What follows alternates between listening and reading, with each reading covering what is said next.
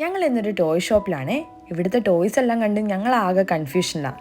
ഇപ്പോൾ മനസ്സിലായില്ലേ ഞങ്ങളുടെ ടീമിൽ ഒരു ബേബി വന്നിട്ടുണ്ടെന്ന്. ഇതാണ് ഞങ്ങളുടെ ബേബി ലച്ചൂട്ടി. ദീപ്തിയുടെയും വൈശാഖിൻ്റെ മോളാണ്. ലച്ചൂട്ടിയുടെ ശരിക്കുള്ള പേര് ശിവന്യ എന്നാണ്.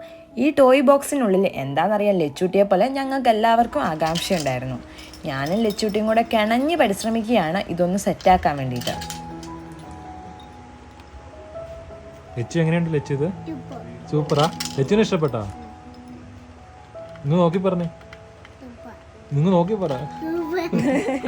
മണിക്കൂറുകളുടെ പരിശ്രമത്തിന് ശേഷം ഞങ്ങൾ തോൽവി സമ്മതിച്ച് അത് മാമന്മാരുടെ കൈകളിലേക്ക് ഏൽപ്പിച്ചു. അവരിതാ അത് സെറ്റാക്കി തന്നിട്ടുമുണ്ട്. മാമന്മാർ ടോയ് സെറ്റാക്കി തന്നെങ്കിലും ലച്ചൂട്ടി മാമന്മാരോട് അത്രയ്ക്ക് അങ്ങ് അടുക്കുന്നില്ലായിരുന്നേ.